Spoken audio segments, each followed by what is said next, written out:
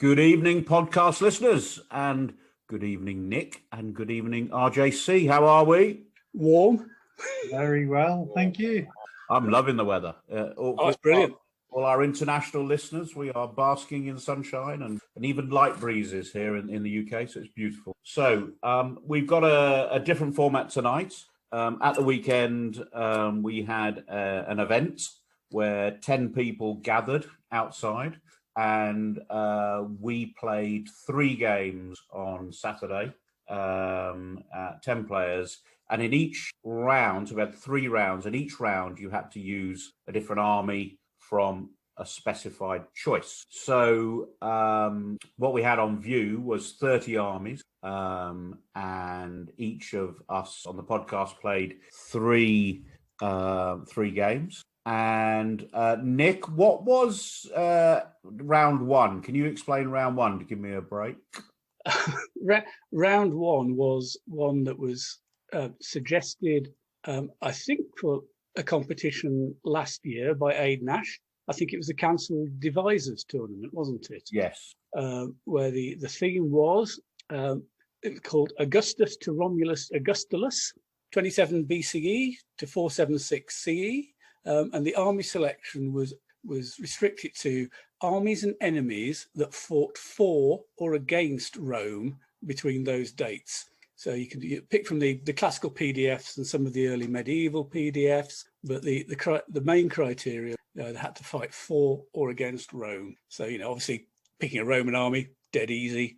And of course, the opponents in the PDFs, kindly supplied by Richard, are easy on that one.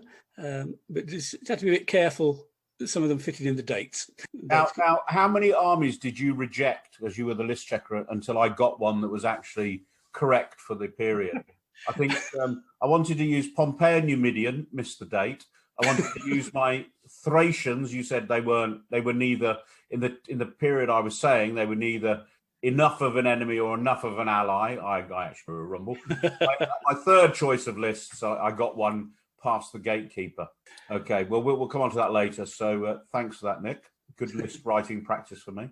And then in round 2, what was round 2, Richard? So round 2 was Vikings, wasn't it? So Age of the Vikings. Yeah. Age of the Vikings. We had, bring up in detail, the date 793 to 10 was basically the Vikings. Right, and then round 3, I don't have the details in front of me, but it was basically the sort of the expansion of Norman knights and the Christian militarism. So it was basically Christian armies and non-Christian armies who fought each other between basically 1066 and, I don't know, late 1300. Yeah, late 13th century, so 1300. So nearly, yeah. So that was that. And there was these specified lists. So what we're going to do tonight in the podcast is Richard, Nick and I are going to go through each of our games, talk about our own list and our opponent's list, how the games went. Obviously you're all keen, listeners, you're all keen to know who was talented, who was competent, and who was merely mediocre in the tournament at the weekend. So we'll come on to that later. And then Nick, could you tell our listeners, because we think it would be quite good if they went straight to the resources online to look at what we're talking about. It may well help. So what address will they find all the resources talking about, all the lists? Okay, yes, all the lists from the competition are going to be up, not just our lists. So you'll have 30 lists to look for. It'll be and I would certainly recommend you, if you can, have it open at the same time you listen to this podcast, because you'll be able to see better what we're talking about. Found on my blog, it'll be the top posting for the next few days, and the website is gamer@theendoftime.blogspot.com, and that's gamer-@-the-end-of-time.blogspot.com.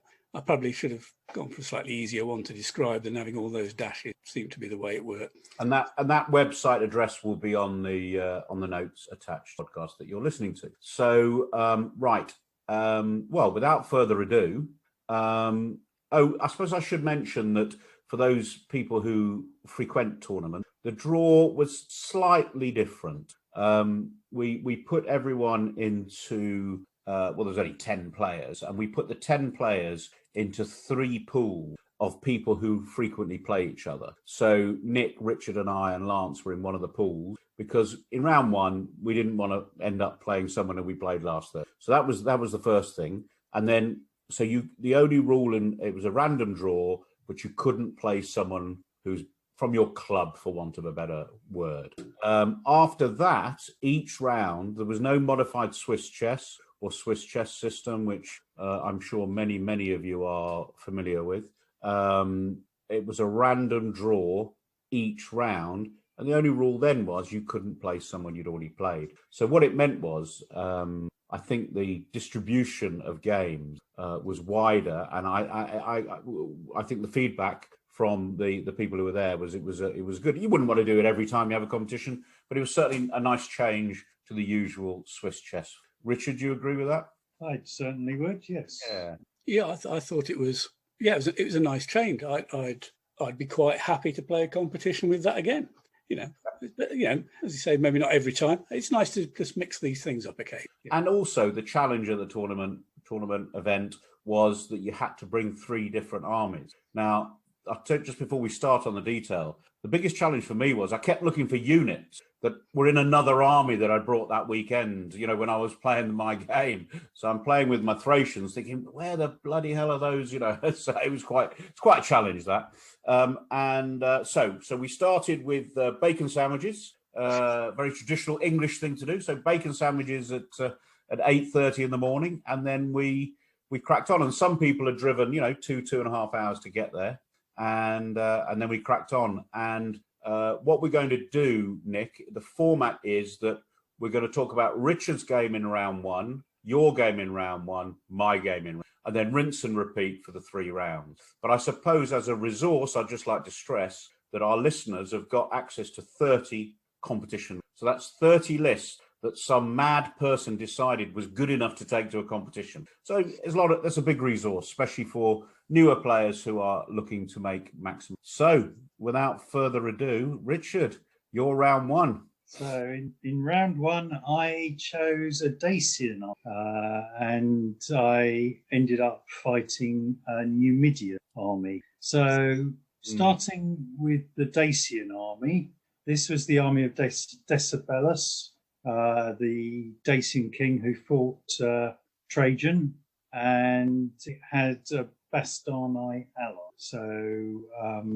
this is actually dated 82, which is a bit earlier than this would be the wars against Domitian rather than against Trajan, technically. So the army command structure, it had a talented commander, a talented Bastarnite ally general, and then 2 competent subjects. So I've gone for the full 14 card selection for the army. Now, the Dacian list, it's worth noting, the terrain types are mountains and forest. So they're both sort of difficult type terrain choices. The army also had a poor unfortified camp. I'll just say that. So with the selection, the army has 6 PBS cards and 2 scout cards. But it's an army that generally I'm not bothered about if my opponent outscouts me. As it turned out, I don't believe I can't remember the exact percentage, but I wasn't too badly outscouted in the day. I chose I won the dice and chose to defend, and we ended up fighting in forest terrain. The battlefield wasn't too shabby for a Dacian army. There was woodland to the centre of my opponent's army, which meant they couldn't use their cavalry to fall back because they'd end up getting trapped against the forest. So there was only the one flank where the cavalry could really mass. and even that I had some terrain to help me out.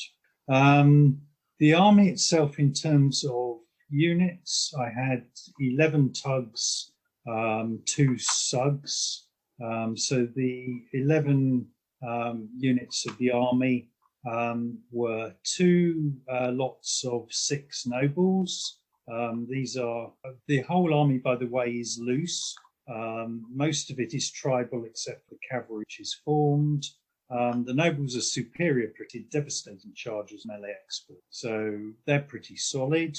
Along with that, I had 2 more units of warriors with falcons. They are average, pretty devastating expert. They were in 8s. I had 3 units of the ordinary warriors who are just average protected, unskilled javelin and short spear.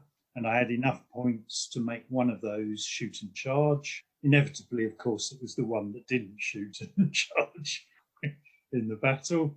So that was 7 units under the command of Dacians, and then the Bastani ally were 2 units of cavalry, formed loose, average unskilled, short spear and melee expert. Those are 2 6s, and then a 6 of Bastani nobles who are superior protected, devastating charger of melee expert, and a unit of 9 warriors who are average. If you top that all up, I had 55 elements of melee expert, superior and average. And that's the strength of the army. The 2 SUGs were a unit of 6 skirmishing cavalry, average unfitted, experienced javelin, constabulary, combat shy.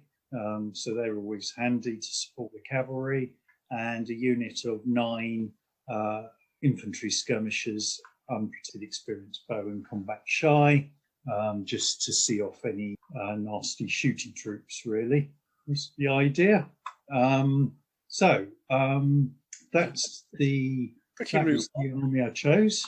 I suppose my fear beforehand would be to meet a entirely charging Lancet cavalry army, because, as I say, all the infantry are loose. But other than that, I wasn't particularly worried about what I face. I'd had a practice game beforehand and actually managed to chop my way through a cataphract army. So if you can do that, I think you're pretty solid, basically. In the end, I faced Peter Cross's Numidian army. This was a mixture of Roman trained infantry, some ordinary Numidian infantry, some cavalry, 4 elephants, and 4, I think it was, units of skirmishing Numidian javelin. The light horse javelin, yeah. The light horse. As I say, I defended, and the terrain came out quite nicely for me. I was able to use the terrain to help protect my flank. So I kept the skirmishing cavalry at bay with my own cavalry, my Dacian light horse, and of Dacian skirmishers. And I basically just lined up my infantry to take on the Numidian infantry and unit of cavalry that was protecting their camp. And it sort of worked to plan. All the nice melee expert troops chomped their way through the Numidians, giving me the victory. So, as I say, it's a pretty Route 1 army. Does what it says on the tin, doesn't it? It's a lot of melee expert is always good. I like it because the loose encourages your opponent to get engaged, because if they're close infantry, of course, they can get the shove if they're 2 ranks deep. And if they're cavalry, they always think, I get the +1 if I charge in. So it sort of encourages your opponent to engage, but then you've got all those nice melee experts to chomp. I mean, against foot, you got the dev charge. That's 2 plus the superior with the superior. That's three factors on the charge. I mean, that's against. He didn't have an answer to that. I mean, his best. What did he? The best thing he had was impact weapon. To yeah. fight. So I mean, they're 2 up. So I mean, I'm only getting green to whites. Yeah, green to white, and then in the impact, and then in melee, your superior melee expert against nothing. Yeah. So you were yellow white in the melee, and obviously the melee lasts longer. And he didn't. Only the shove is only mitigating. Yeah, I mean it was, and he only gets the. I suppose his actual Numidian warriors could have been close because they're flexible, aren't they? But they were close. Yeah. It's a bad matchup. Although there's always an answer. He could have done something, I guess. I think that was an unfortunate matchup for Pete. Oh, quick question, Richard. Looking at the list, did you consider the Sarmatian ally? Because that's a popular one for Dacians, isn't it? So it gives them charging lancer cavalry. I'm not a fan of the Sarmatian ally. If you want a charging lancer component, I believe there are better routes than a Dacian with Sarmatian ally, but that's purely. I just like the best. I have a soft spot for the best. I don't know.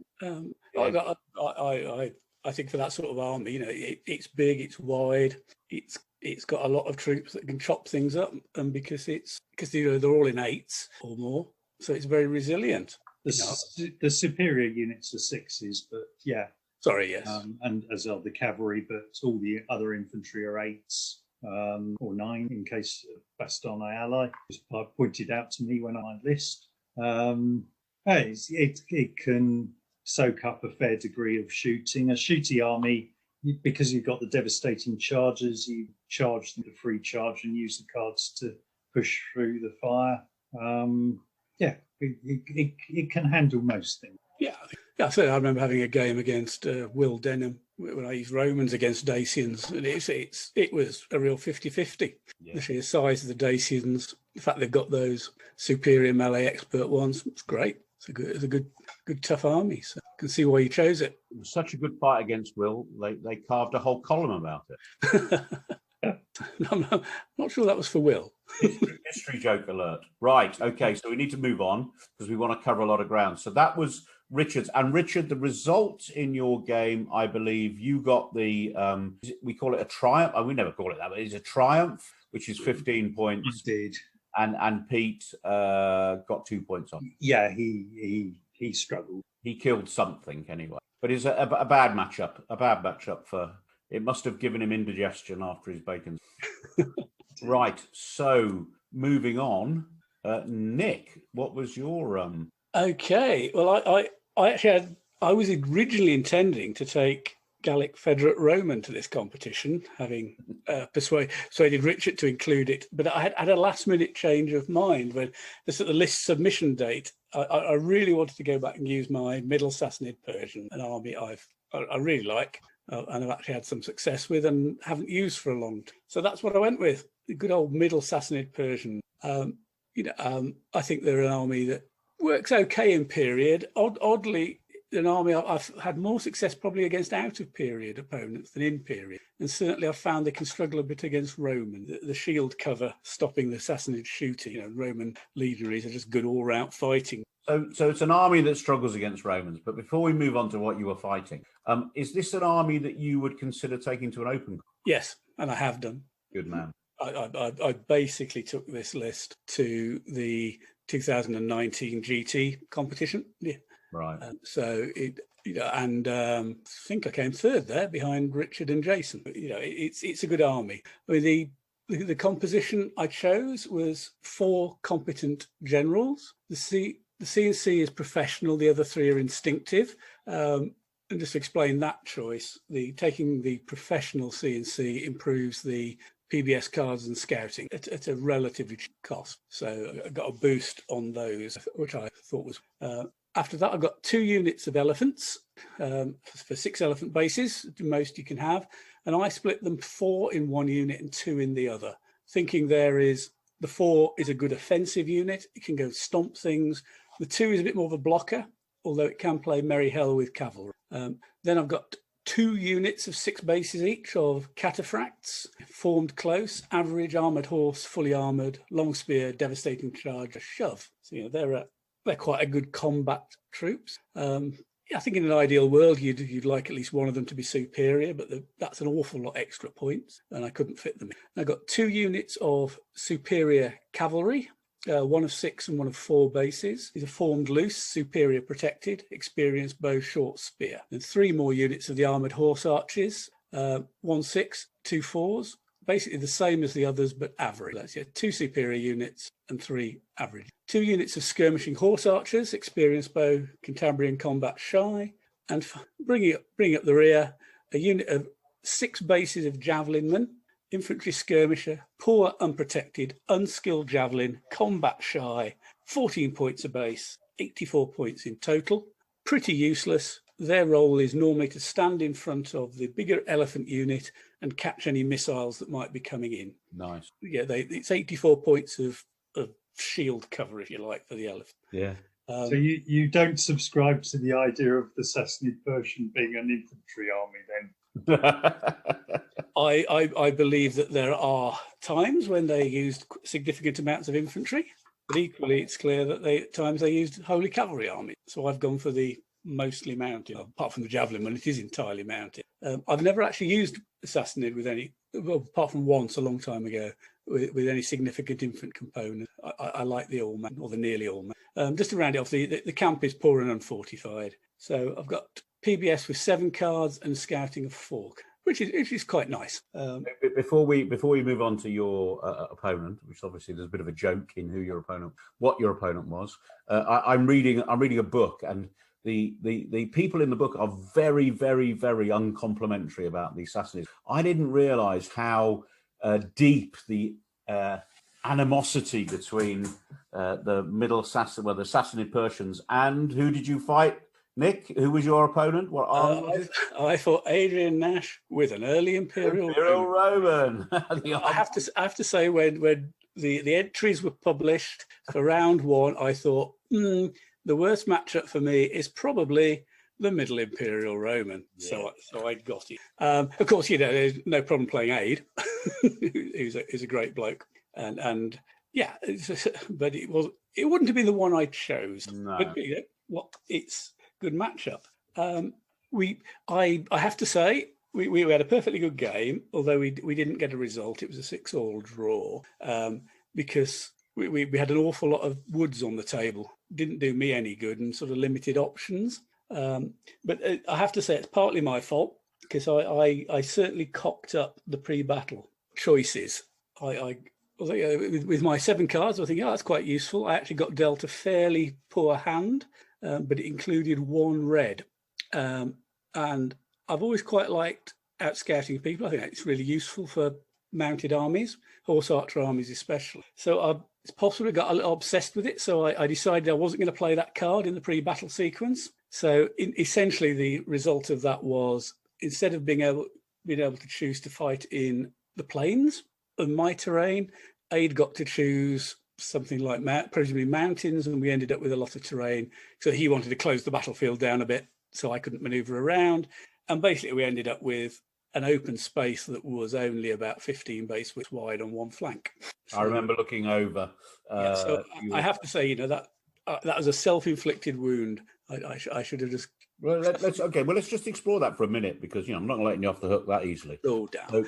So to our listeners who are new to MeG, perhaps. So you had PBS of 7. He had PBS of 7. I've got his list in front of me. He had PBS of 7. Not letting you off. So and you were going to draw 4 scouting cards.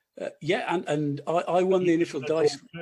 I won the initial dice off, so I could choose to be invader or defender, and I chose to be defender, thinking, I've got planes. And then I failed to play a card. If I'd played that red as defender, he can't beat you. He can't beat me, because the invader has to beat the defender's card to choose the territory type. So it's wholly self-inflicted. Okay. Nobody else to blame but me. We won't talk about it anymore, but that was... And presumably, I can't remember, you've got his list open. Yeah, he's got a scouting of 2, probably? Scouting of 2. Yeah, and I've got 4 cards. Yeah.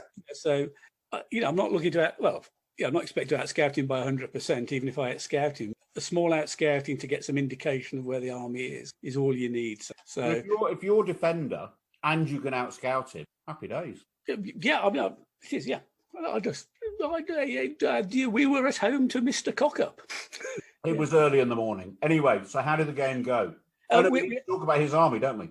Yeah, his army was basically a unit of Praetorians, so exceptional infantry, 2 units of average legionaries who had an integral bolt shooter with them, 2 units of auxiliaries, 2 units of Roman cavalry, and then a German ally, which is, I believe, the Chatti, Yeah. who can have the formations of 1/3 superior dev charges, the rest 2/3 average dev charges. He had 3 9s of those and a unit of German families to sit at the back and fill out. So in the table we have, which has got this big chunk of woods in, he ended up putting the Germans in there in ambush. The Romans were in the open part of the table. I vaguely considered a flank march, but I'd be relying on a competent general. I've got no flexibles, so I'd need 2 reds to bring it on. Decided against that. So basically, the game was I had shooting cavalry facing off against his Roman infantry. As he advanced, I fall back, and that plays out as normal. And I have to say, Aid was very sporting, and he brought his Germans out of the wood. This is where he said he made a mistake, because he brought them out in loose formation, and I'd got my cataphracts and the big unit of elephants sort of waiting by the woods just in case he came out. So he came out in loose formation, and he didn't need to. Although against the elephants, that was a good choice. So I threw the elephants and the cataphracts into his 3 units of Chatti. My cataphracts won. My elephants proved that elephants can be really brittle. They charged in because he's got the crust of superiors on the front. They're not as vulnerable as they might be. So although my cataphracts went through 2 of his units, he nobbled the elephant. It's and that's more or less what we get. We had a little comedy sideline where his exceptional Praetorians were being vaguely harassed by my really, really rubbish javelin men, who over the course of a few shootings actually knocked a base off them. Basically, he was case of it. He's exceptional, so he didn't really bother with the shield cover all the time, and I just got lucky. And that one base was worth more than the whole sub of Oh, by a long way. I mean, you get 2 of those little javelin sugs for 1 unit, 1 base of Praetorians, probably. It was. So I have to say thank you to Aid for providing some action in the game. Otherwise, it would have been me falling back in front and hoping to get shooting to do stuff. So, it was a pleasant game. I think it was Aid's first game in a while. I hope he enjoyed it. I got him back into the swing of things. But but ultimately, any disappointment falls on me. And just to wrap this up on the army, I'd previously used this army. It always had a talented general in there, and I missed that.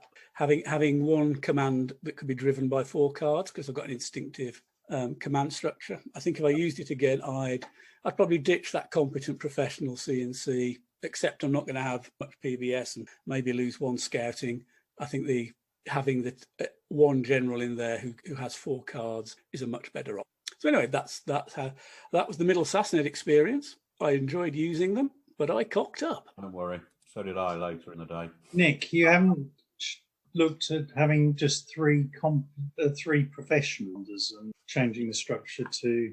I've used Sassanid with professional general. I found I didn't get as much benefit from the allocation possible as I thought of, and I found I just get more use out of spending the points on troops. I'm a lot happier.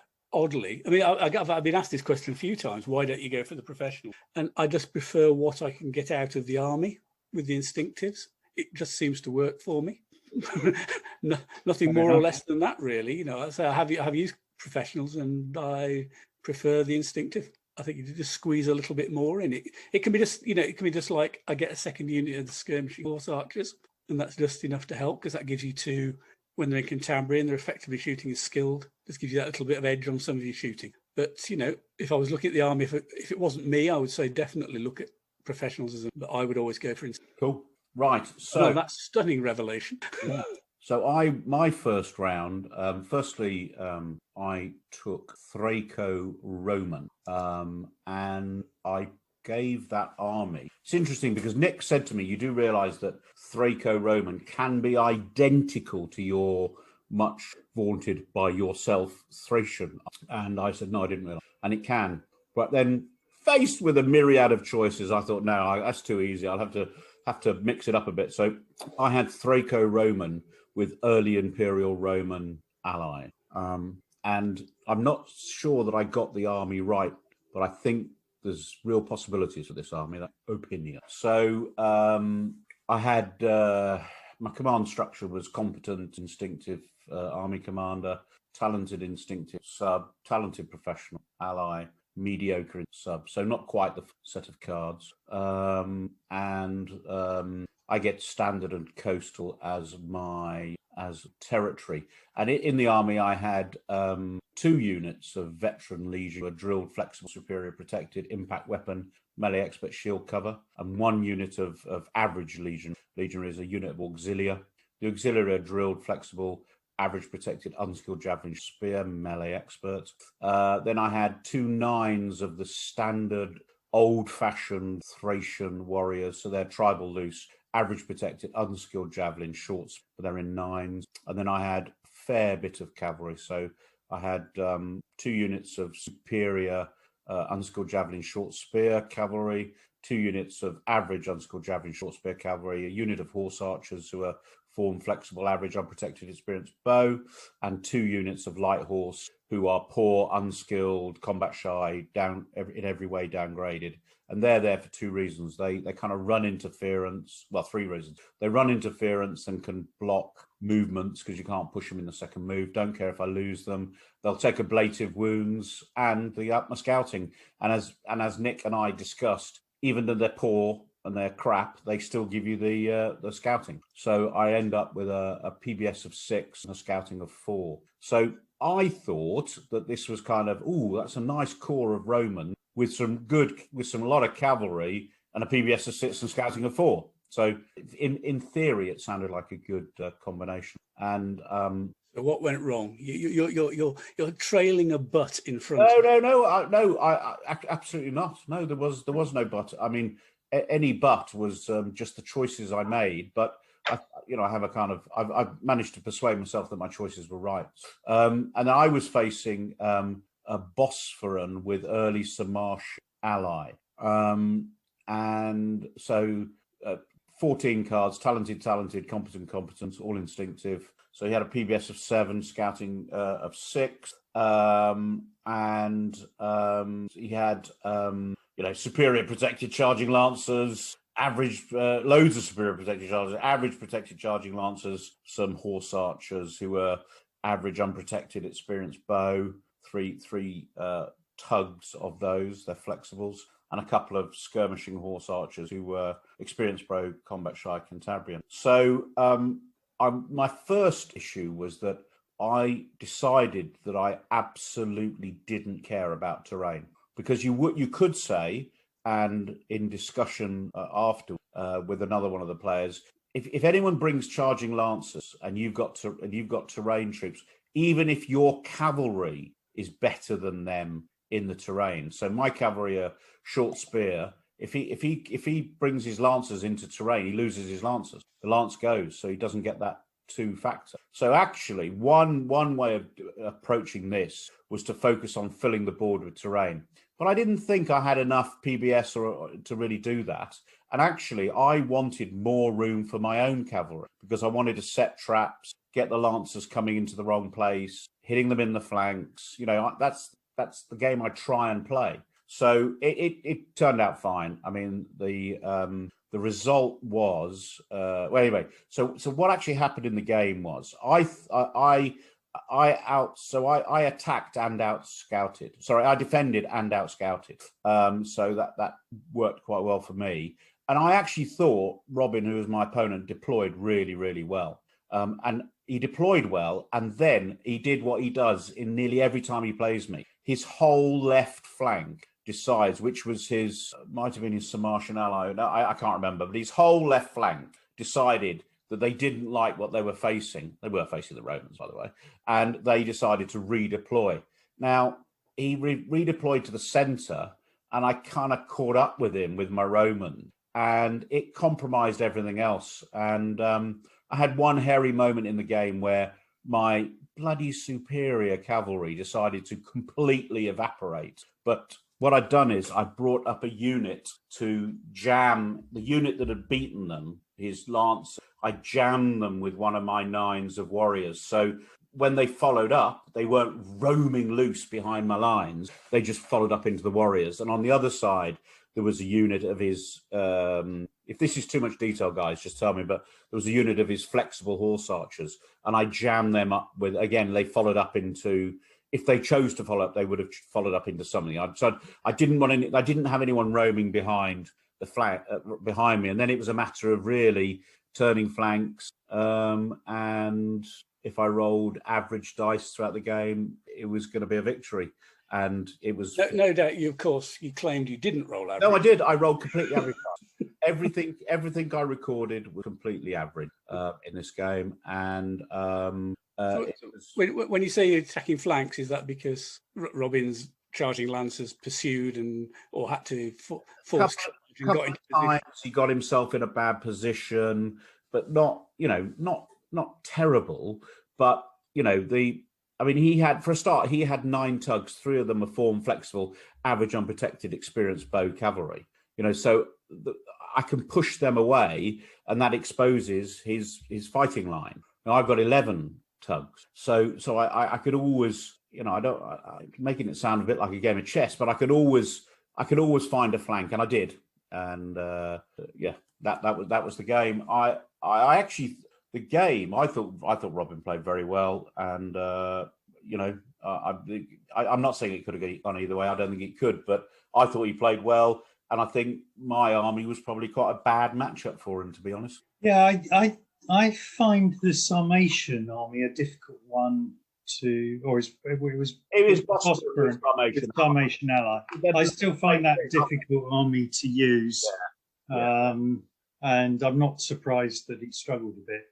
Just for the benefit of the listener, the Thraco-Roman list is essentially the Odrysian client kingdom of Rome from 25 AD to 40-something, I think. Something, yeah. In Claudius' reign, I think. So it's essentially the Thracian kingdom on the Danube that at the top end of the Balkans that Rome allied with prior to absorbed the Roman. All I knew, it was a list that Nick couldn't reject. I think I'm never completely convinced by having an Imperial Roman ally in any army, to be honest. I think it's quite difficult to integrate that with the rest of the fighting troops. How do you find it okay, Ray? Well, it was literally the first time I'd ever. This is the first time I've actually used Romans in anything. And actually, because my late Republican Romans, which I painted during full lockdown, have never been on the table.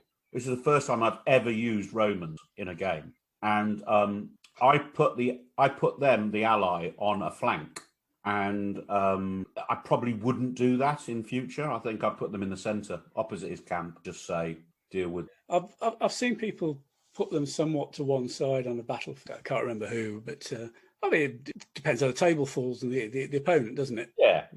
What hints you have you might be facing. I'm not sure. I think I probably not quite. Obviously, Richard's saying he doesn't quite see how they integrate. I can sort of see where you're coming on. I think a lot of the other troops in that army are similar to Roman troops. You're getting Roman lists, so it's got similarities to that. The difference is, of course, you've got fewer of the actual Roman bits. So I tend to, if I'm going to go for that type of army, I would go for a Roman. Go for a Roman with a Thracian ally. I might have a Thracian ally. Yeah. I'm not sure if that's a possible combination. I'd just like to pick up something Richard said a few minutes ago about you not being sure about Sarmatians and never getting them to work. I'm the same. Whenever I've used Sarmatians in an army, usually only as an ally, they have failed miserably. I've used them a couple of times. I've certainly used them against Ray and Robin. Had like 3 units of Thracian lancers in an ally. In they charge, big hit together, complete failure. I remember one case. You got 9 base frontage. I didn't roll a skull or an S till the 9th dice roll. So I couldn't. You think you put all those lancers in, you got chances of skulls and shatters. Yeah. They just don't seem to work. I had one of my most painful defeats ever was using a Sarmatian arm, where I I mean, it got so bad that I charged a unit of 6 superior charging to an average Roman Legion unit, and I broke at impact. Yeah, a few things. Sometime last year, I played Robin. I think it was in Derby, the last competition before COVID hit, and he had a Sarmatian ally. I think with some allies, it might have been effectively the one city Sarmatian with quad I allies, and this big line of Sarmatian cavalry. I just charged my Roman infantry into them. Well, I should explain to the listener the way I managed to achieve this break at impact was that there were 2 files of pesky Numidian cavalry on the flank who got the shots in while I charged in, and managed with 2 green dice to roll. No, they weren't even green dice; they'd be white tests. Managed to roll 2 wounds and caused a casualty there. I think there were 3 experienced skirmishers on the other side who also managed to roll 3 wounds as they fled through the legionaries. And then at the impact, basically every file I fought got a wound on. And it was a unit of 6, and I have suffered 7 wounds by the time the impact combat. Right. Okay. That's enough of my sort of story. Yeah. So, Ray, would you use that army again? Nick, the answer is yes. And I've already redesigned the army to strengthen it, basically. Don't know why I was laughing. I made those changes to the Sassanid I was talking about. Yeah, I mean, I literally on Sunday, we had the competition on Saturday. On Sunday, I redesigned. I tightened it up, and I think it made it a better army. So you may well see that coming out again later. So we really should move on. So, but before we do, any other highlights from that first round that we heard about? I'd like to highlight an army list. Yeah, go on. I was certainly impressed, which was Lee's Western Federate Roman with Hunnic ally. Well, of course, we have to have a total laugh about this, don't we? Because what army was his Western Federati Roman facing? He ended up playing Ian Newell's Gallic Federate Roman. So the fantasy Roman versus the real one, and of course, when we did the draw, we had a bit of a laugh about this. Yes, so you really liked Lee's list. That was a highlight. I liked it. It's benefited from the ability for some of the Huns to be protected, although they can't be skilled shooters. I mean, Lee basically had 4 units, each of 6 bases of Huns. Half of them were average protected experienced bow. The other were average unprotected skilled bow melee expert, and added to some Romans and a useful command structure. I thought that was a nice, a really effective army. I like the look of that one. I will. It's one of those I will quite happily steal that list. Right. Yeah. And then I think Lee's good at lists. Yeah, he is. He's good at getting the balance and the approach right. Like skirmishers, that's the only thing I don't understand. So the first round, you predicted the results, and I think you got them pretty much smack on, didn't you? Well, I predicted as in who was going to win. I didn't. Yeah. I wasn't going to chance my arm at, and I didn't predict my own game. You know, hubris and vengeance of the gods and all that. You know, but perhaps in the back of my mind, I predicted it and therefore got a draw. Yeah. So the first round, I was the worst performer out of the 3 of us. Yes. Okay, so moving therefore on to round 2. So for round 2, I decided to go a Viking list, but with the Norman option. So this is the army of Rollo, about 930 AD. So it was a Viking ally with Norman options and the early feudal French ally. So command structure, I had talented, instinctive army commander, a competent instinctive ally general, another competent instinctive sub, and a media instinct. The army came with a poor fortified camp, which was to prove crucial. And the army itself only has 10 tugs. You have 3 units of 8 herds there. They were average protected, formed close, short spear, shield, wall, shove. And along with that, I have a unit of Norman milites who are formed cavalry, formed loose, superior protected, devastating charger melee. So they've got some punch. And then I had 3 units of Huskars, formed close, superior protected, two-handed cut and crush with shield wall shove, a 9 and a 6, and a 6 which were downgraded to out. Along with that, I had a unit of Allied French best milites. They're like the Norman one, superior protect, short spear, devastating melee expert. A unit of 4 French, just average short spear, devastating melee expert, and a unit of French spearmen who were formed close, poor, protected, short shield. What did I end up facing? I ended up facing Lee and his Magyar army. Not what I was really hoping for. To be honest, I designed this face round the board.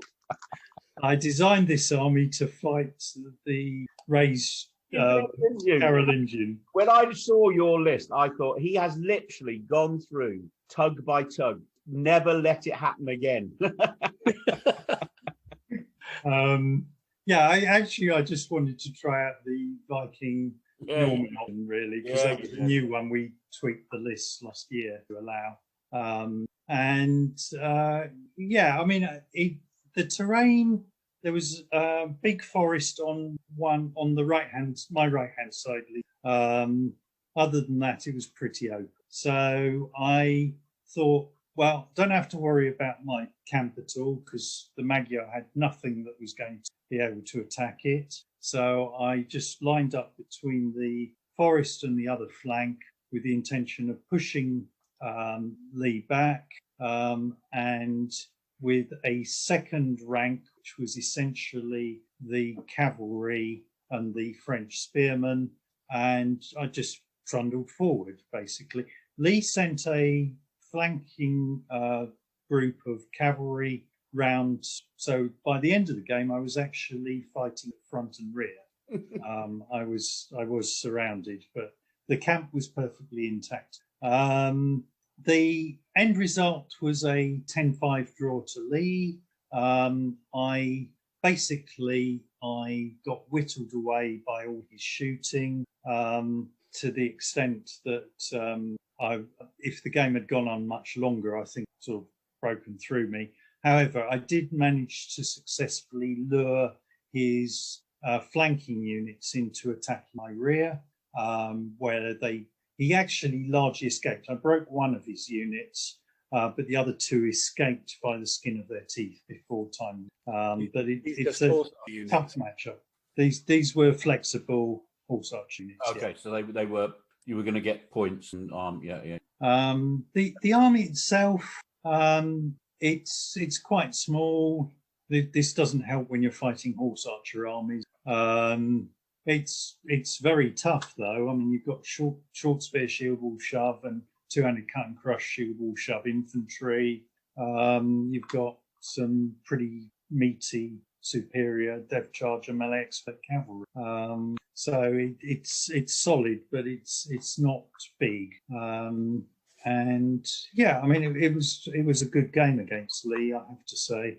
The Magyar army is, I think, a dangerous army under a good player. I think it's quite a difficult army to get a result in the time. And if I've got any criticism of Lee's play, is that he is quite slow player. He's not deliberately slow, just steady slow. And he hasn't played for a long time. I'm not defending. He hasn't played for a long time. He indeed. No, I mean, my only point really is that if you want to get a 15-point result from a Magyar army, you have to play with it quite quickly. Right. Yeah, It doesn't have a huge amount of skilled shooting, so it takes time to develop. It's an army that requires patience.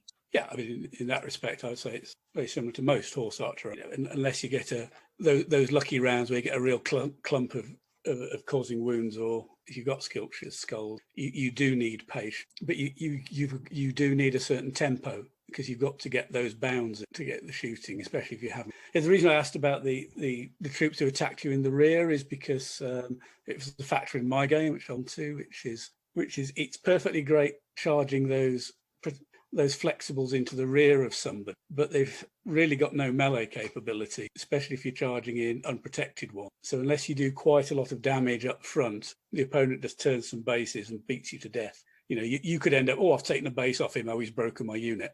Yeah. You know, and that's a great exchange for the people. Yeah, it is. They are tricky to use. Yeah, I think looking at your list, Richard. Yeah, it's got some chunky enough units to be able to survive the shooting. I think it's that classic. You just want to be able to close the table down a bit so that you can basically go straight up and down, and the horse archers don't have all the space they need. Well, just to put it into context, the 9 of Huskarl, they actually managed to contact the enemy horse archers just at the end of the table, but they actually had suffered so many losses that they actually broke in the melee against the horse archers. Sorry. Did you mix your cavalry and infantry? I know you didn't. You had them in 2 lines. Not really. I used the infantry to face off the troops to the front, and I had the cavalry to the rear. I rather recklessly charged with one of with actually the Norman military, and then ended up being hit in the flank by a Strelki, are they unit? Something like that. That's the Zeklers. Zeklers, that's the I threw absolute useless dice and inflicted 1 wound before that unit broke. But that was probably more to do with the dice and the situation. I'll ask the same question I just asked Ray. Would you use that army again? I think this is always the test of a list when you come away from using it the first time. Would you use it again? And would you make any changes if you did? I honestly, I'm not sure. I like the idea of the list, but I haven't found a combination that I'm entirely comfortable with that one. So I'm going to keep exploring the Vikings. It's one you'd go back to. Yeah. I mean, I think you could create some really good scenario. Yeah, absolutely. Could be the case.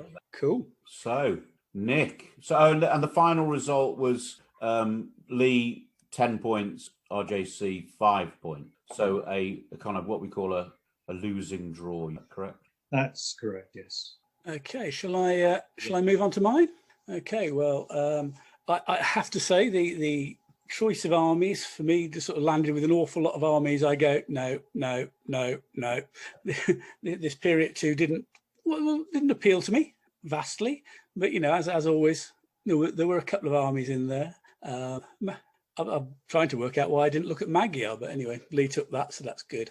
I plumped for Khazar, which is it's an army I've sort of had a vague bit of interest in for a while. Did a bit of reading up on it a couple of years ago, just out of interest, because they're a bit unusual. They're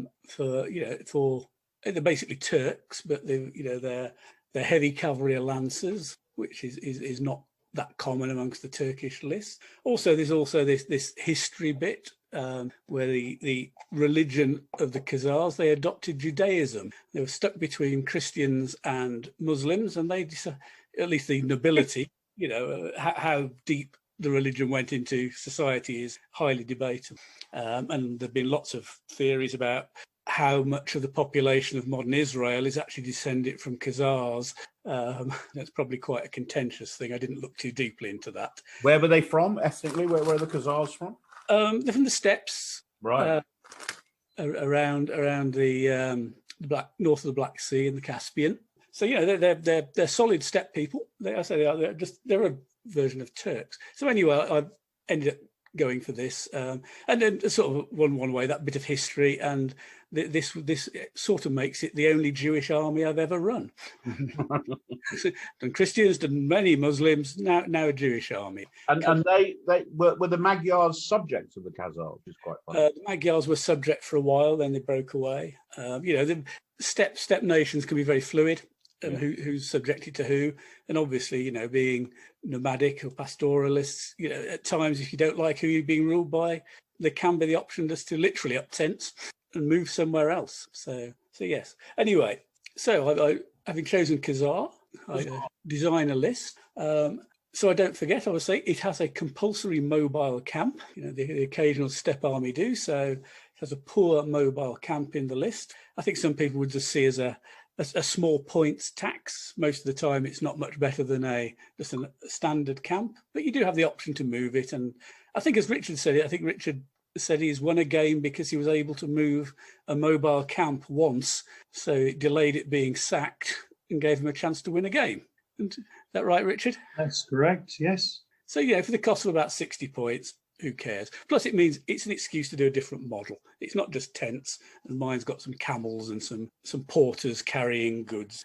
Anyway, command structure for this, we're stuck with instinctive generals, although, as I mentioned with the Sassanids, I don't particularly mind that. I've got a competent instinctive CNC, a talented instinctive sub, a competent instinctive sub, and a mediocre instinctive sub.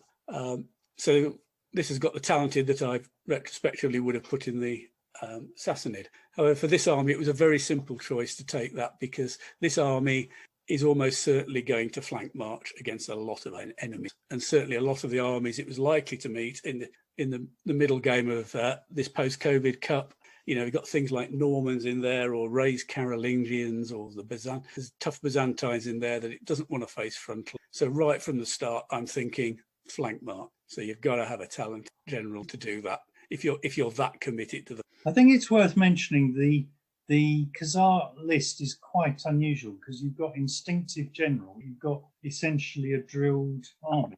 The entirety of my army is drilled. So that's an unusual combination. It is, and actually for a horse archer army, drilled can be really useful because some of the moves you can make post skirmish or run away are just that bit easier if you're drilled compared to formed. So you can generally do those moves that some of them you might not be able to otherwise. So it is a very good point. So this whole army. So anyway, I've got 2 units of Royal Army Lancers who are drilled loose cavalry, superior protected, unskilled bow, charging lancer, melee expert, both 6s. 4 units each of 4 bases of Royal Army Horse Archers. So these are all Turks, drilled flexible, average unprotected, experienced bow, short spear. And then I've got 5 units of the Muslim mercenaries, the Arsaya. It's a bit uncertain exactly what these troops were, but in the list they've been classified as, I think I persuaded Richard to classify them this way, as drilled flexible, average protected, experienced bow.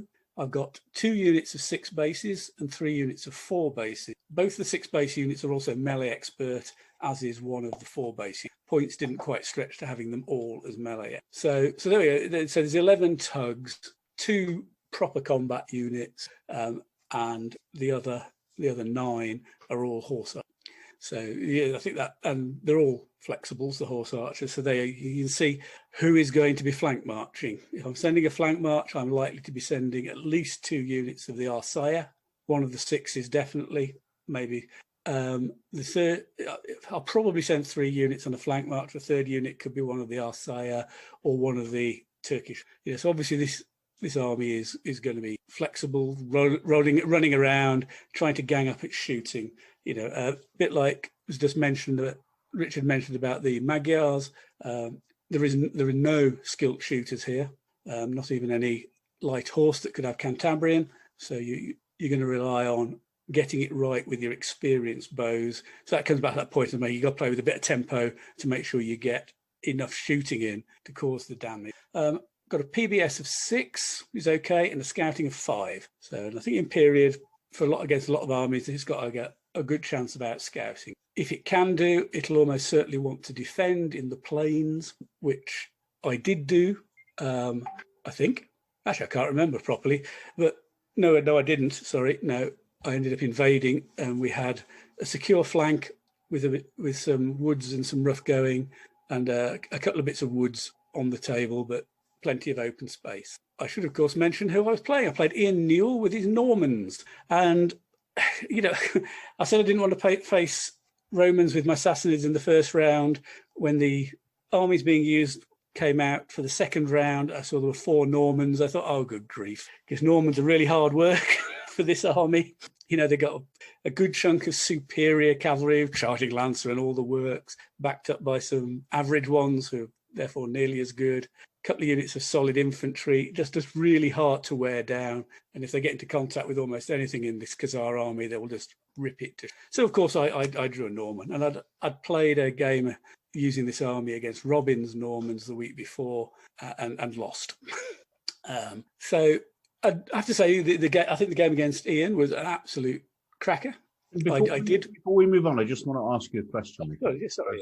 Because you said about wanting to defend, and I kind of get that because of the terrain. But surely the last thing you want is your opponent double moving across the board and closing down the board, or am I just seeing that too simplistic? I think it's a bit simplistic in that they can usually only do it for part of the board.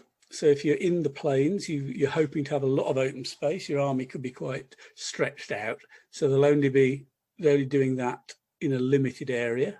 If you're cavalry, your double move is not vastly you're not going to get a full double move in if I've deployed pretty much up to the level of my deployment area, because when you get 4 away on the second move to stop. And also this is one reason why the flank march comes in.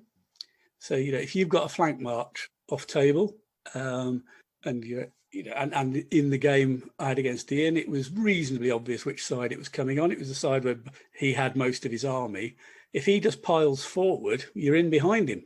Yeah, true. So you're putting that pressure on them to slow it down. So as I said, as it turned out, I invaded into the one, so I got the first move in and basically pinned him back. Well, I say pinned him back. It's not exactly pinned back on your baseline, but it stopped him. He could only get a single move in on the first move. And so with the threat of the flank march, it did mean he had to be a bit cautious. Couldn't just roll all his milites forward to absolutely cream me. He had to hold some back to counter the flank march when it came on. Flank march was actually on the side that had some terrain, but there were nice clear paths, one right on his base edge and one about halfway up the table. Could get about 6 or 7 base widths of flank march coming on. So as I said, it really was a cracking game. Just to jump to the end, I won 15-6, but it was one of those games where a few dice rolls going the other way, Ian would have won it 15-6. Those militaries are really tough, and I was pulling him apart, forcing him to charge or stand and be shot. So his line got a bit disrupted. I used the 2 units of lancers to blunt, one of them to blunt a superior unit of his and another unit to take on an average unit of his Norman knights, and which I broke. And then there's sort of gaps appearing. Flank march comes on, threatens his left flank. But I end up basically, to break him, I have to be charging some of these horse archer units into flanks of his Norman milites. And as Richard just commented about his game, the horse archers are not devastating on a flank charge compared to many other troops. You charge those Arsaia in, they've got no melee weaponry. No. They get no claims in the charge other than the +4 into the flank. If you charge into the flank of a superior unit, you're up 3. So they're still on a white. Okay, you're on a red, but if the dice don't fall your way, then they turn around and they can wallop you, especially if you charge the unprotected. They turn around and absolutely rip you up. And quite a few of my units are 4s, not 6s. So you have to chance your arm along the way sometimes. Sort of swirling around. I got quite a few flanks. A couple of my units were shooting up an infantry unit, which was just a target all game. But it took all game to break it. Back to that rolling white dice. It was really good. It was just a really good fighting horse army, combat horse army against a horse archer army game, and the differences in the army, the asymmetrical nature of it came out really well and tested both of us. I would really happily play that game again, but only occasionally, because it was really, really hard work. And on a hot, sunny day, it was not going to get as sweaty for my army, it was getting sweaty for me. Brilliant. But in the end, I really enjoyed using this army, but I would kill for 2 units of superior, so it's not superior, for skilled shooters. I really would. It could make all the difference. But you've got plenty of armies that look exactly like that, so... Well, no, I think this is a bit different. plenty of armies have got some skilled shooters in, if that's what you mean. But for this one, it's got some differences. The fact it's entirely drilled, it's mainly flexible, but all experienced bowmen does make a difference, and it is a challenge. Yeah. I have to say thank you to Nick, because I think you wore Ian out for his third game. we were both drained at the end of it. I mean, Ian, it's one of those games where you felt he got 6 points. He's broken 3 of my units, but in some ways I did feel he's been a bit robbed because he didn't do anything wrong. With the flank march, he held the right number of units back so that I could rush along his baseline, sack his camp, and charge his rear. I thought he played a really good game. Just in the end, I think my experience of using horse archers, and maybe a couple of lucky shots along the way at the right time, or knowing how to exploit them was what tipped the balance. If I cocked up against Aid in the first game, I'm going to pat myself on the back of how I played this game and got the victory. But I'd also pat Ian on the back for the way he did it as well. And to answer my own question, yes, I would use it again. Actually, I don't think I'd change anything. I think I'd leave this army exactly. Okay, so pushing on, is it me now? So yeah. We've mentioned it. Right. So round 2. I'm drawn against Sid Donahue with his Nicephorian Byzantines, and I had my Charlemagne Caroling. So, firstly, I'm going to say anything I now say, no reflection on Sid. Okay, he can't help what I am rolling, but he did count them for me. Okay, so I took pretty similar list, Richard, to the list I took to your competition. Charlemagne Carolingian. Look, I love this army. I love the history. I love painting it. Really enjoyed painting. And I even have the man himself painted with guys holding his horse. And it's lovely, beautiful army. And so the army, forget the modelling, Ray. What's in the army? So the army is, it has a legendary professional general. So it has Charlemagne himself. And that's professional, legendary professional, and then competent instinctive, mediocre instinctive subgeneral. The composition of it has 9 PBS and 4 scouting. So in theory, you're trying to control as much as you can before the game starts. Yeah, that's the theory. The army composition has a unit of dismounted Swabians. So there's 8 of these, superior protected short spear melee expert.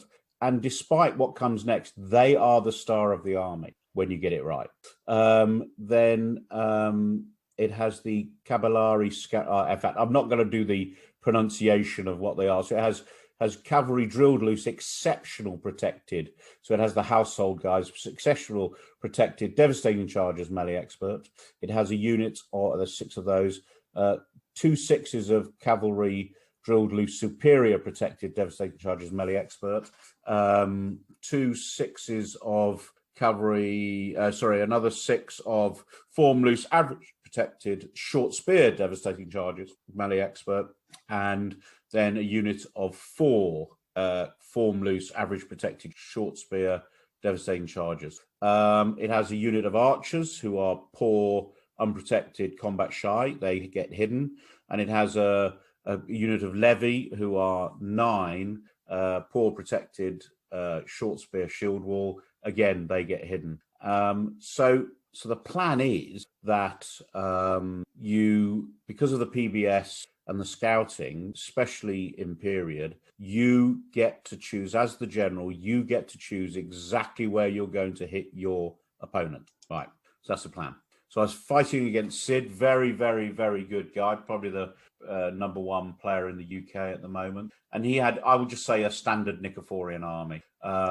So he had the Scutatoi with the front rank, who are experienced bow, long spear, shield cover, shield wall, and then the rear rank, the archers, and he had 4 units of those. Then he had Tagmata, cavalry, thematic second grade. So he had some, and one of them, his second grade was combat shy, and he had a unit of 4 Normans. What he didn't have, and I was kind of expecting at deployment, was some. You can get some cataphracts, can't you, in that army? And he didn't have any, and that I got a bit confused. But so I got the right terrain. I got exactly what I wanted. I got him to basically show me most of his army, and I chose to attack his left flank. Sorry, the flank. My left flank was going to be attacking his right flank, and I was going to refuse on my right side, his left side. Got it all planned. And the job of the dismounted sway. Remember, I've got 9 tugs. 2 of them are completely useless, and one of them is a 4 of average protected short spear devastating charges who can get themselves in trouble. All right. So I've got 3 very vulnerable tugs. So I've got to get you this army. It's almost binary. You've got to get it right. So I made an absolute fatal error. I deployed my dismounted Swabians in the terrain with secure flank on the left side, which I had engineered, and their job was to pile down the left side, turn his flank. And what I should have done, and this is just a lesson, so they're in my deployment zone, I should have just ambushed them. There was absolutely nothing in his army that was going to interfere with me ambushing them. So I could have been, so you can be, I think I was in forest, so is it 2 BW? So I could have been 2 BW from the center line with troops whose movement is not affected by the terrain. Instead, I'm back in my deployment zone, and that delay meant that I had to wait for my attack to go in. Okay, so all I will say is eventually the Swabians turn his flank, hit the flank of his Varangians who are holding the end of his line, smash the Varangians. Okay, so I'll tell what else was happening at the same time. He rolls the dice. If they go back 3, they roll, so they go back their normal, they run away their normal move. I'm into the flank of, this isn't a charge, I'm into the flank of the Scutatoi. And they would have gone, and I would have been into the flank of the next Scutatoi. They would have gone. And it just, that's what would have happened. Of course, he rolled a 1. And I'm left there thinking, I've got to wait another turn to charge. And okay, so I manufactured my charge. Sid did nothing wrong, but I chose to charge into his foot. From behind his foot, he redeployed all his cavalry because he thinks I'm going to break through, and he's counting his tugs, and his baggage is there as well. And he's like, if he hits my cavalry as well, he loses the game. So he gets out of the way. He needn't have bothered because I go into his. So you got to remember this. He's got bow. So not integral. He's got bow. So I'm charging in. He's got 2 ranks of bow. These are shooting. I get my whole line in, and I've taken 1 wound. Okay. So now I'm thinking, this is it. This is happy days. This is Christmas. This is birthday. This is Easter. I'm going to now smack through his Scutatoi. Absolutely nothing on the charge. And then in melee, I rolled 9 coloured dice, green or yellow, without causing a wound. Okay, that's bad. Sometimes, now, by the way, I'm not saying I would have ever won that game. I'm not saying that. And Sid, you're listening, I'm sure. I'm not saying that. I'm saying I would have got 8 points, 10 points, and I aim for the 10 points. I would have got my 10 points. If either of the 2 things, if I hadn't rolled like a complete donkey on green, white, yellow, white, come on. And if Sid hadn't rolled the 1 for his runaway move, I believe I would have got to that 10-point kind of range. And I think a 15-8 would have been a fair result in that game. And we had it was a great game, lots of fun. By the end, the exceptionals were standing by themselves, their horses panting as he brought unit after unit to attack them, and they hadn't lost a base until the very end, and then he just stormed over there. It was great. It was just fantastic. It was that Charlemagne and his Caballari Scarra in their last stand. It was Custer-esque, but it was a great game. So I'm not complaining about in any way, shape, or form about the game.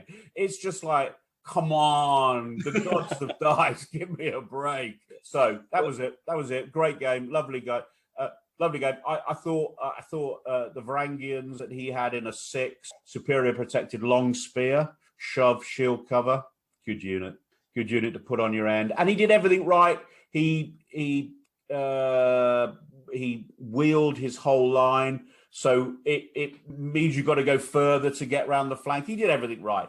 So I made an absolute schoolboy error not and this is well worth remembering. There's two things about this. Okay, so when you and correct me if I'm wrong, chaps, when you ambush, your ambush cannot be seen from your opponent's half of the table, not their deployment zone, from their half of the table. So, but in that terrain, unless he ambushes as well, as long as I'm 2 BW back from in the forest, I can ambush there. So I could have been on the halfway line, and that would have made a difference. So I'm still chumping through the same terrain. I just halfway across the table. So it was lessons learned.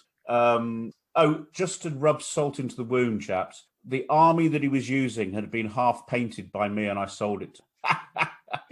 Just pick up on something you mentioned.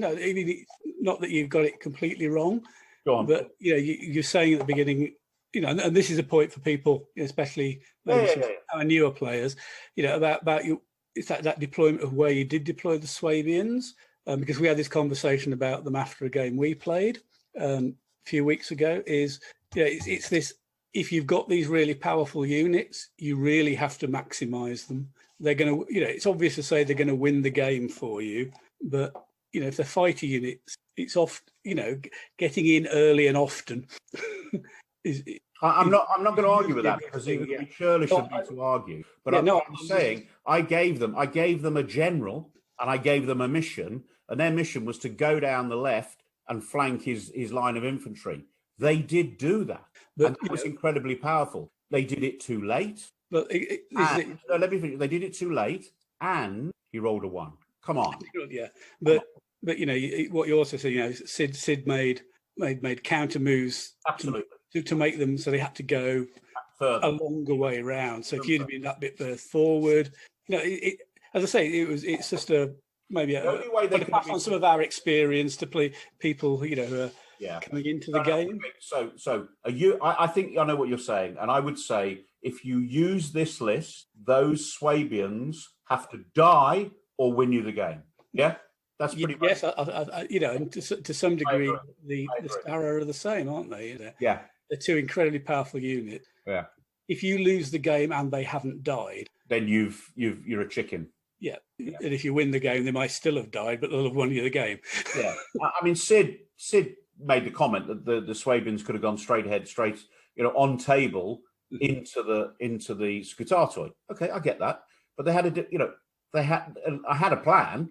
And they did a very good job. And one of those moments in MeG when you roll up somebody's line, tug after, he's 3 wide, tug after tug. It's just, it's a thing of joy. I've only done it once where I've had 3 units in a row. It's a joyous feeling. It's a joyous feeling. Yeah. I did it against Ian, your opponent in that round, and he still talks about it. It was 2 years ago. Yeah, I mean, whether it happens to you or against, or you engineer it yourself, you will remember it because you know. Anyway, so a fantastic game. Only look as a from the tournament aspect of it, only scoring 4 points put me behind the curve then for the final standings. But I was the only one who played Sid. Right. Okay. Moving on. I knew he'd get that. It's true. Out of the 3 of us, he's the only one who played Sid, and Sid is actually becoming my nemesis. He now has the psychological. I'm going to have to go for therapy or something. So, are we going round to round 3 then? We are round 3, Richard. We've done enough waffle about mine. So, by the time we reached this stage, we were all starting to flag us. So I deliberately sort of stretched the choices of army to take another Viking. But this one was deliberately donuts at lunchtime to give yourself some energy. Or tea time. I noticed you had a couple of donuts at tea time to give yourself some more energy. I do have the ability to eat lots of donuts. And I don't end up looking like Homer Simpson. Well, the best I say, I eat donuts and my genes keep shrinking. Yeah. So you could eat donuts. Can we get rid of him, Ray? I eat donuts and my genes are obviously wrong genetically. Sorry, anyway, Richard. I have the hairstyle of Homer Simpson. So moving to the army, it was a Viking army, but 1069. So this is with the English rebel allies. So this was the army that fought William the Conqueror in the north. It was a bit of a daft army, in my honest opinion. It's entirely infantry. It's basically 24 Huscarls, 6 of them superior. These are all two-handed cut and crush shove. They're formed closely. 24 herd in 3 units of 8. They're short spear, shield wall, shoving shooters. And then the English rebel allies, 2 tugs of select fear, average short spear, shield wall, and 2 tugs of 6 English thanes who are superior. All the English rebel allies are along with it. It is a up-front, solid infantry line, but against anything mobile and shooty, boy, is it going to suffer. The command structure, 2 talented, you'll see a theme here, talented instinctive army commander, talented ally, and 2 sub-generals who are competent. Poor unfortified camp, 6 PBS, but only 1 scout. And sure enough, I managed to end up not a huge. I was facing Ian with his Comnenian Byzantine. I'm really intrigued about what was in his army, so I'm looking forward to this. So, Ian's Comnenian was a good, solid choice. Let's see if I can bring it up. Essentially, what you're looking at is only 9 tugs. The Cavallari, who are average protected charging lancer, devastating charger expert. So those are pretty solid straight in cavalry. The Latinicon, which are the fully armored, so they're the sort of knights ones. Again, charging lancer, devastating charger expert. Didn't we do this list in one of our podcasts, or No, we did later ones. Oh, it's just some of the troop types. Sorry. There are some similarities. Yeah. So you've then got the Vidariats. They're the form flexible, superior, protected, skilled bow.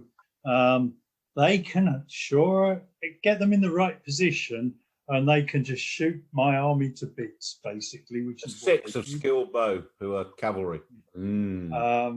Turcopole, who are the Sons of Turks, the average unprotected, experienced bow spear.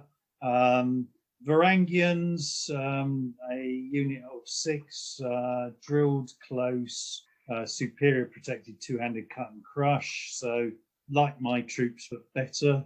Then you've got the Contortori, which is the spearmen, average protected, short spear, shield wall.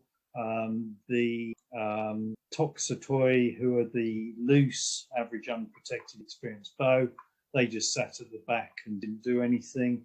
And finally, a unit of Manchaeans. They're the loose, superior, protect, devastating chargers. The game turned into both our left flanks were wheeling round to try and hit the opponent centre.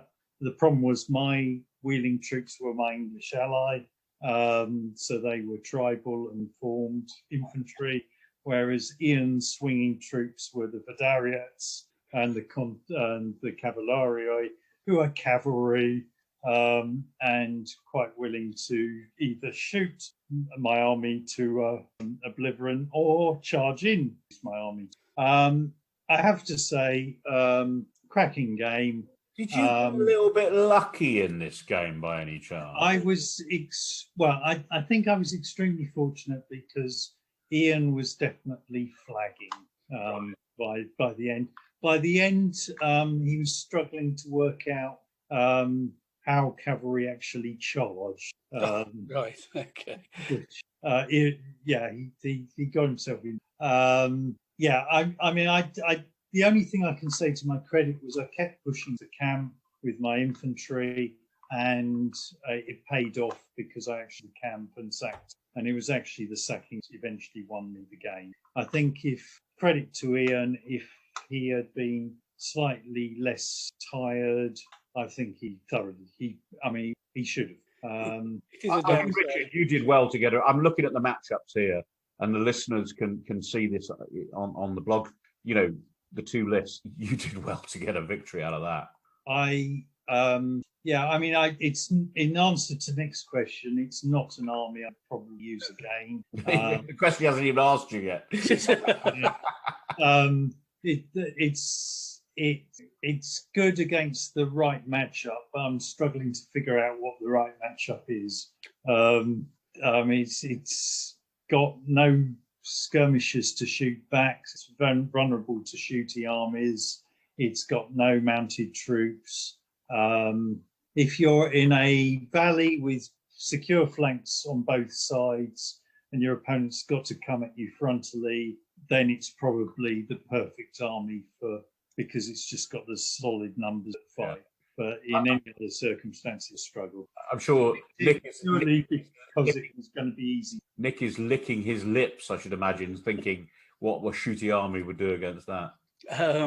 I have to confess, if I'd have played Richard in that last round, I wouldn't have been massively overawed by that army. No. Quick question, Richard: do the English Thanes have to be short? They don't sort of get a Huskarl two-handed cut and crush option, or was that something you chose? No, they don't. It's because they aren't proper Vikings, so they're ordained, so they're more the Anglo-Saxon type, the Lothian, the Scottish Saxon. Okay, right. That makes sense. Something I would know. You stretch Dark Age infantry armies. Yeah, I was basically wanting something that didn't take any thought, and this army doesn't take a lot of thought.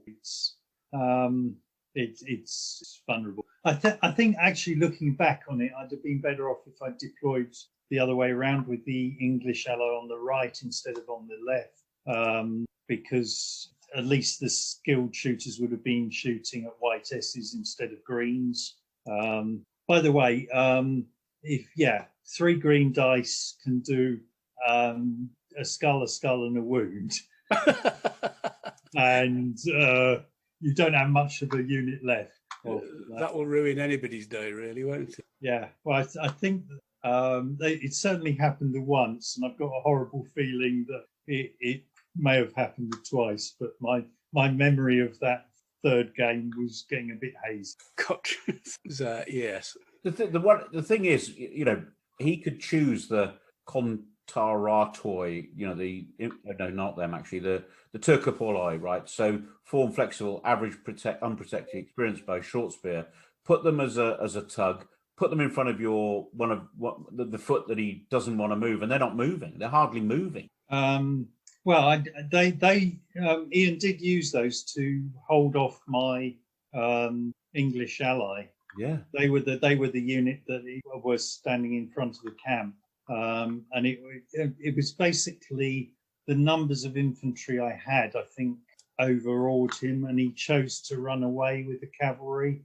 Where I think he'd have been better off fighting and then breaking off. Yeah, just stop. By that stage of the evening, quite frankly, I think all our brain cells were a bit fried. Yeah, I mean, it's easy to forget that 3 rounds in the heat with 3 different armies, 3 different periods, 3 different opponents. It is actually quite a taxing format. Yeah, it's not for the faint-hearted, and Ian doesn't play competitions as regular as we have. It was hard. Cool. So not an army you'd take again, and the lovely Ian possibly should have won the game. He deserved to win the game. So we could, he could have won my game against him. Yeah. So I think it's unfortunate to have 2 games in a row that you could win and don't win through no fault of your own. Yeah. Right. So moving on to Nick in your round 3 matchup. Okay. Well, unlike round 2, round 3 was for me a cornucopia of armies I could have used. had many options that I like. Being this sort of Christian expansion, Christian militarism throws up a lot of the Araby type armies I like. A good number of horse archers, which obviously I like. In the end, I went for an Ilkhanid army. Fits the mould, but this is one I painted up during one of the periods of lockdown last year. So this army, it was more or less a club. I'm going to use because I've painted. Fair dues.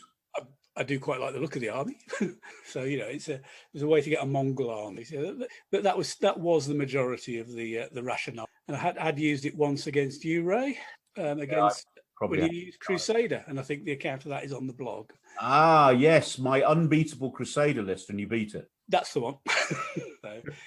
so that run out gave me confidence to. So anyway, the composition of the army is it's another one that has a mobile camp. So the mobile camp model got used again.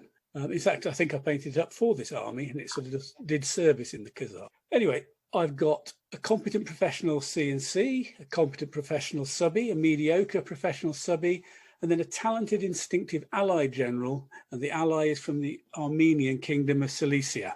And this is rock-on solid historical. Although the Armenians were Christians, they proved to be quite loyal allies of the Ilkhanids, both before and after the Ilkhanids became Muslims. And they provided useful and effective contingents to their armies on many occasions. And obviously, it provides different troop types into what is basically a horse army. So the army itself consists of a 6-base unit of the Khan's best cavalry, drilled loose, superior protected, skilled bow, short spear, melee expert. A unit of best equipped cavalry who are formed loose, average protected, skilled bow, short spear. 3 units of just ordinary Mongol cavalry, two 6s and a 4 of formed flexible, average unprotected, skilled bow, short spear, and a 4-base unit of Turkomans, formed flexible, average protected, experienced bow. That's the horse archer component of the... Can I just say, life intervenes sometimes. Halfway through the podcast, my daughter rings to say, can you pick me up at 9 o'clock at the station? Right, okay. We'll keep moving then. Keep moving. Yeah, so that's six tugs of horse archers with 8 cards to command them. The allied contingent is made up of a unit of Armenian noble cavalry, formed loose, superior protected, charging lancer, devastating. A unit of Frankish knights and sergeants, 6 bases in total. Half of them are formed loose, average, fully armoured, charging lancer, devastating charger, melee expert.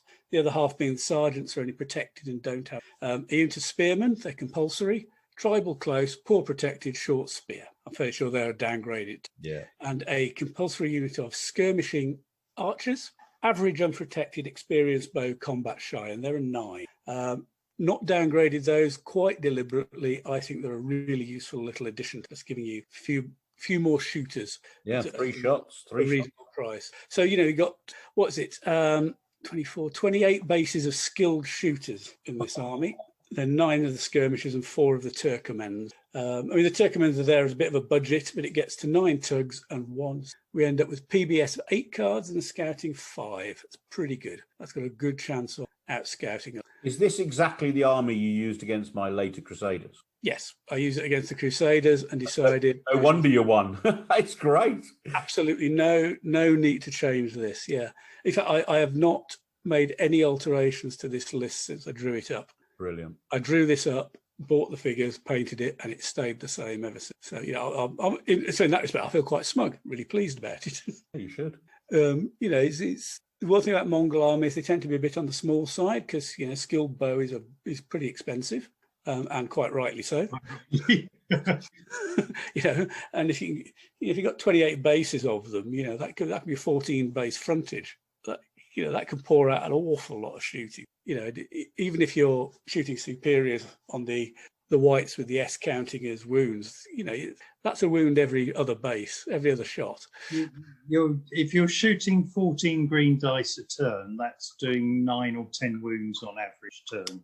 It's good. Yeah. So there's nothing big and clever about how you use it. Get as many of those skilled shooters shooting at things as possible. The Armenians provide a proper combat threat that can fight. Really useful for charging in after some shooting. And the Khan's best cavalry, the superior protected skilled bow, short spear, melee expert, are pretty competent themselves at fighting with all the advantages of being able to skirmish as well. So, it's got a few more tools than you might think up front. I just think it's one of those where the synchronicity of the different unit types just works. And as I said, that unit of 9 skirmish-based foot archers are in fact really, really useful. Yeah. I think it's one of those things people quite often overlook skirmishers, but as transpired in the game I had with this army, they can be very useful. I drew Pete Cross, who had an Almoravid army. Our friends from North Africa, as Ray used in his, as you'll find out, in his third round as well. So infantry spearmen backed up with some cavalry.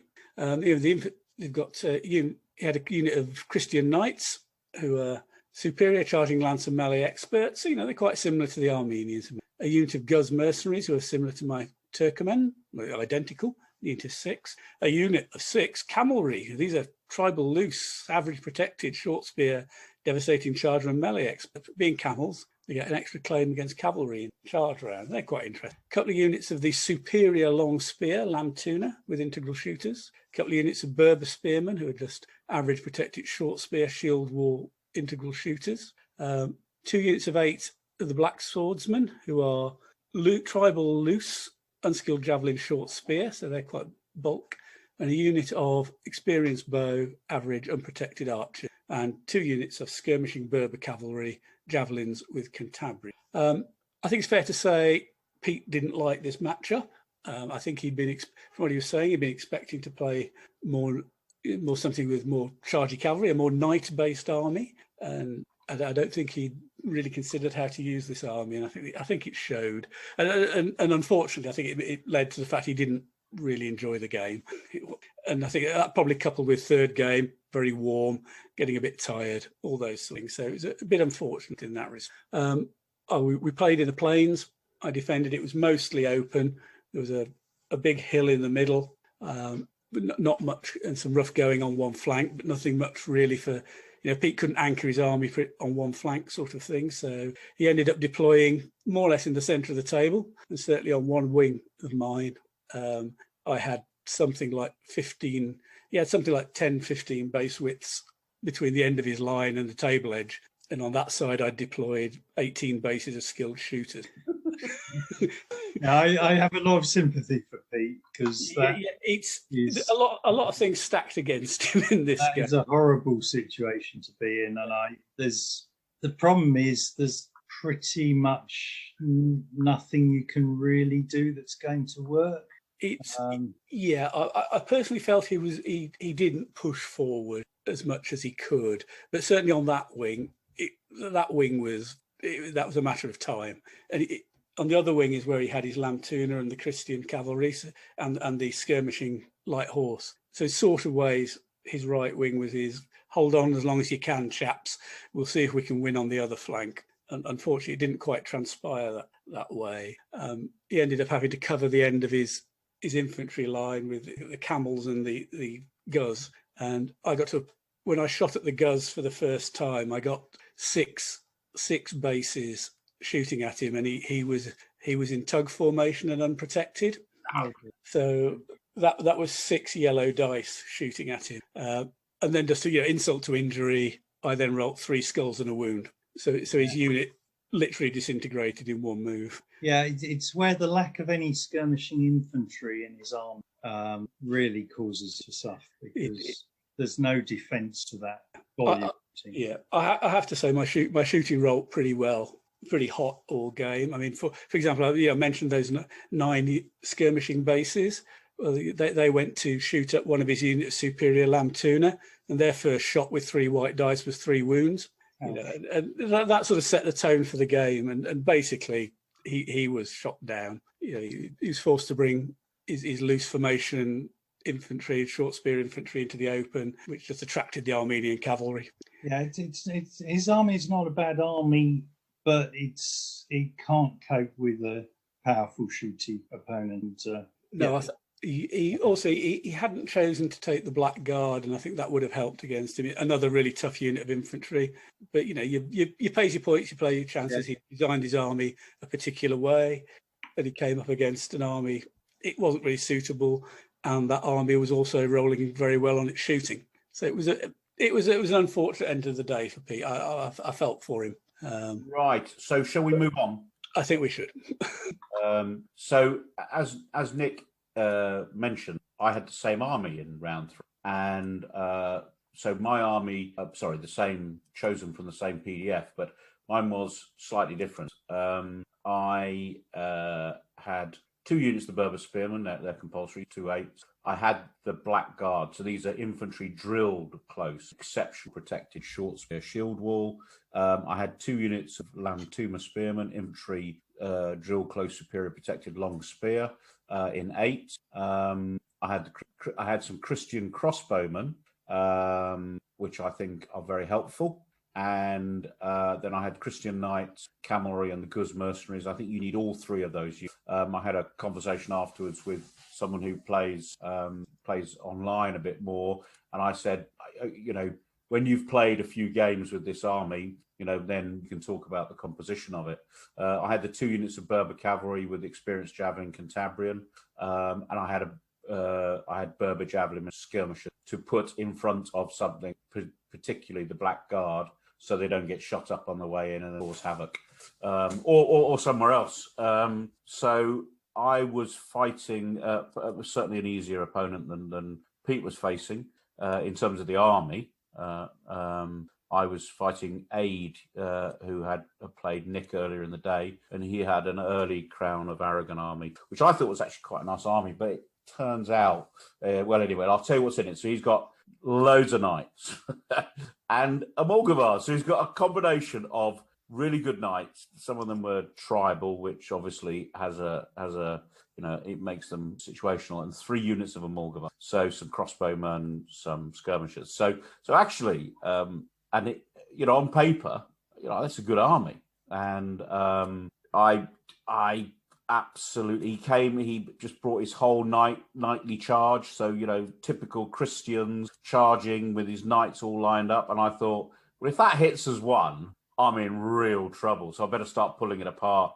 And he let me, I think he let me too easily send things out to the flank to draw. So one of his knights had to go off, and, they eventually died. And then on the other side of the line, I managed to push forward one of the Berber spearmen. Now they're average protected short spear shield wall integral shooters, but they just stodge and they'll stop. They stopped to 4 of his knights because his military order knights were in 4s. So then he came forward with 2 knightly units, and I've got around where he came in, I had more stuff, so I was able to, with some lucky dice, the dice gods favoured me in this game. I was able to break up his knights, and then his Amulgavars, which I think are his strike force, actually, typically. I out-deployed him, and I got my... now, you could say he took my spear out of the game, but, I don't want those Amulgavars coming down, smacking into me anywhere I don't want them. And his Amulgavars were facing my superior spear, and he wouldn't come anywhere near me. So that gave my Black Guard free reign. My Black Guard charged in, 8 Black Guard charged in, facing 6 of his average protected short spear dudes, and almost lost. So, anyway, but I think it was 15-0 to me. I don't know what the score. Unfortunately, I was able to pick him apart and beat him in bits rather than... I'm sure he would have loved his knight to charge in all as one in a big line and do me horribleness, but it didn't happen. And if it had happened, if I'd have let that happen, it would have been horrible. But I think he probably was sitting there scratching his head thinking, how did I lose that game 15-0, is the truth. He's a good player, and on paper, I thought his army looked quite brutal, actually. But, there's always a way. There's always a move. And so I'm actually more bullish about the Almoravid than I was before I'd used it. I've had this army, Nick, haven't I, for like 3 years nearly. Never actually used it in anger, and I loved it. I loved using it, and it looks beautiful. It's beautifully painted. Yeah, it's one painted for you by Zach. Zach in Spain, yeah. Very nice army. Yeah, Yeah. Yes, I played you with it, haven't I? We had a cracking game. A cracking game, but that was my crazy. The army isn't quite as stupid as it was when I played you. So I like Almoravid, and here you go. I'm thinking that this is certainly on the short list to go to the World Championships or whatever it's called. MeG. All right. Good. Yeah, it's on the short list. It's made the short list. I think it's competent. I've got figures to do it myself. Yeah. I painted up some figures for Lantuna. And notice I chose to have no loose. Well, I've got the Christian crossbow, but if I'm using the Christian crossbow, how do you say it? Can I even say the word? If I'm using the Christian crossbowman to hold a piece of terrain, I'm probably in trouble. I've got no loose troops. I've gone all Sid on that. Don't care. Yeah, actually, I'm the same. I think lists I've come up with for Almoravid are pretty similar to this one. Yeah, I think the troops that Pete had 2 8s of, I can't remember what they're called, the loose javelin armed, and they flatter to deceive. They're no good. They just die. Yeah, I'd agree. And I can see why somebody who hasn't used Almoravid very often puts him in the army. I'm not saying he's wrong in doing that, but just if you've used similar troop types, they just never, if they're in the open and they get caught, they just dog meat and they die, and they don't do the job you need them to do in terrain. Yes. If somebody's got good terrain troops, they're just going to kill you. So yeah, so I actually think this is a nice, and obviously Cantabrian. The one funny was my Guz mercenaries. He had a unit identical, but had short spear or something like that. Or one of my, I can't remember, it was something, one of my Berber cavalry. And we just stood there and shot each other to death. But I killed him quicker than me. So he didn't even have the satisfaction of killing one of my skirmishers. Oh, no. And he should have charged me. I mean, I'm combat shy and he's not. And he's got a short spear. So, right. At the end of the day, I think a lot of us were feeling a little bit jaded by that. And I think he missed a couple of tricks. But he didn't. I'm not saying he made mistakes. I just think, I don't know. I don't think I would have put the knights all in one big long line. I could see why it's tempting to do it, but I don't think that's the way to use a person in that army. Who knows? Yeah, it's so drawing to a close, chaps, because you've heard, the listeners have heard my phone call from my daughter. Pick me up, Dad. So drawing to a close. So Sid won the tournament. He got 45 points, which is max points, so he won all 3 of his games. And then Nick, I believe you got how many points? 46. I got 36. 36. 36. Richard, you got 35. Is that correct? Yeah. And I got 34. So I think we were all, and we were second, third equal, and fourth, or whatever, however you want to say it. And so I think we proved ourselves to be competent generals, don't you think? Or do you think we might be talented? I don't know. I would just say lucky. I'm going to claim talented because I Oh, okay. I finished second, but it's Sid won all 3 of his games. You can't do better than that. No, you can't. So it's I think what I mean ultimately I know people always say this sort of thing, but I think it's absolutely true. The main thing was we had 10 people there who all had a good time. It was the first sort of, if you like, anything close to a proper competition for ages, and well, since March last year that any of us have been. It was just great to see some people I haven't seen for a while. Great to play people. I haven't played Aid in 3 years, so it was just really good. I think the format was great. We said right at the beginning, just a bit different with the draw on there. It was just brilliant, and the fact that the weather was great. It was sitting in your back garden, and I think we can't end without saying a big thank you to Mina, your wife, Ray, not only for putting up with you, but for basically allowing 10 middle-aged kids to play with toy soldiers in her back garden. And dear listener, when he said there was bacon butties in the morning, Mina did most of that. And actually, to both Ray and Mina, they put on lunch for us. There were drinks and the donuts already mentioned available. It just made it a really nice social day. And, the games were great. Everybody was great. it wasn't, for instance, it was unfortunate the last game against Pete he just didn't enjoy it, but I think the rest of the week, the rest of the day was good, and he still had a smile on his face at the end. So, it was just fantastic, and I cannot wait for Armageddon. I know, Daventry, right. and I did just fingers crossed that should it be necessary to delay the final relaxation or the next stage of the relaxation, that isn't affected. We can stand a 3-week delay, I think, before it affects Armageddon. Right. But obviously government have to do what's right. Yeah. But really, I am thinking about what army to use. In fact, I'm fairly sure I know what it is, and I'm painting some figures for it. So, yeah, I've got it down to a short list of 10. going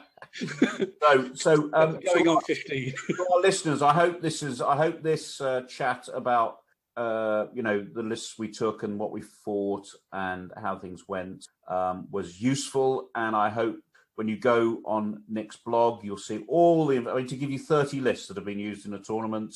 And I think, chaps, what we will do is, I think we'll do one of these type episodes after each time. We always go to the same tournament, so we'll do one of these after each of the tournaments. It seems silly not to. And at the next tournament, Armageddon, obviously one of us is going to win it. But if we don't, we'll have the winner to be interviewed and interrogated and find out how he did it. Yeah, so we'll book Sid now, shall we? No way, no way. It's not going to happen. I'm having him. He's. I'm going for therapy, and I will be on top form by the time I play him next. So, thank you, gentlemen, as always. Thank you for this, Ray. I hope you enjoyed it. All the Nick's worked really hard to get all the